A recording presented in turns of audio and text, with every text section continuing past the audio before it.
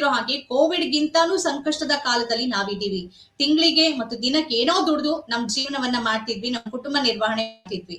ನಮ್ಗೆ ನೀವೇನು ಕೊಡೋದು ಬೇಡ, ನೀವು ಗ್ಯಾಸ್ ಕೊಡಿ ಅಂತ ಕೇಳ್ತಿದ್ದಾರೆ. ಆದ್ರೆ ಗ್ಯಾಸು ಈಗ ತಕ್ಷಣಕ್ಕೆ ಕೇಂದ್ರ ಸರ್ಕಾರದ ಮೇಲೆ ಎಲ್ಲ ಜವಾಬ್ದಾರಿಯನ್ನ, ಹೌದು ದೀರ್ಘಕಾಲಿಕವಾಗಿ ನಾವೊಂದು ದೂರದೃಷ್ಟಿಯ ಯೋಜನೆಯನ್ನ, ಇಂಧನ ಸ್ವಾವಲಂಬಿತನವನ್ನ ಮಾಡದೇ ಇರೋದು ಮತ್ತು ಒಂದೇ ಕಡೆಗೆ ನಾವು ಅವಲಂಬಿತ ಆಗಿರೋದು ಇಷ್ಟಕ್ಕೆಲ್ಲ ಕಾರಣ.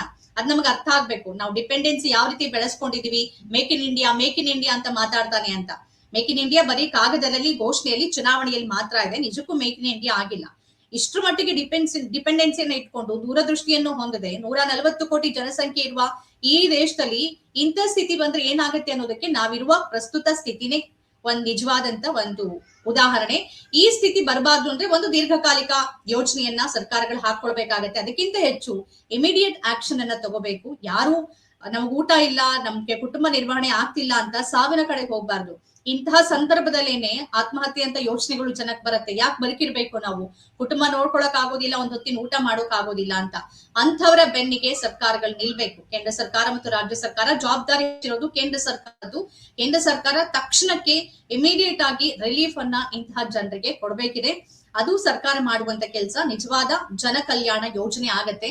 ಆದ್ರೆ ಯಾವ ಮಟ್ಟಿಗೆ ಸರ್ಕಾರಗಳು ಇದನ್ನ ಮಾಡತ್ತೆ ಅನ್ನೋದು ಗೊತ್ತಿಲ್ಲ. ಚುನಾವಣೆಯಲ್ಲಿ ಪ್ರಚಾರದಲ್ಲಿ ಬ್ಯುಸಿ ಆಗಿದ್ದಾರೆ. ಒಂದ್ ಕಡೆ ಈ ರೀತಿಯ ಪರಿಸ್ಥಿತಿ ದೇಶದಲ್ಲಿದೆ. ಹೌದು, ಪ್ರಧಾನಿ ಚುನಾವಣೆಯಲ್ಲಿ ಅವರ ಪಕ್ಷದ ವಿರುದ್ಧ ಪ್ರಚಾರ ಮಾಡಬೇಕು, ಸರಿ. ಮತ್ತ ಅದೇ ಸ್ಥಿತಿಯಲ್ಲಿ ಅಸ್ಸಾಂ ಹೋಗಿ ಅಲ್ಲಿ ಟೀ ಕಾರ್ಮಿಕರ ಜೊತೆಯಲ್ಲಿ ಫೋಟೋ ಸೆಷನ್ ಮಾಡಿಸ್ಕೊಳ್ಳೋದು, ಇದೆಲ್ಲ ಬಹಳ ಬಾಲಿಶ ಅಂತ ಅನ್ಸುತ್ತೆ. ಬೇರೆ ಸಂದರ್ಭದಲ್ಲಿ ಇದನ್ನ ಮಾಡಿದ್ರೆ ಸರಿ, ನಿಮ್ ಫೋಟೋ ಶೂಟ್ ಅನ್ನೋ ಅಥವಾ ದೇಶ ಡಿಸ್ಟ್ರೆಸ್ ಅಲ್ಲಿ ಇರೋ ಸಂದರ್ಭದಲ್ಲಿ ಇವರು ಎಲ್ಲೋ ಕಾಡಲ್ಲಿ ಇದ್ರು, ಅದೆಲ್ಲ ಬೇರೆ ವಿಚಾರ.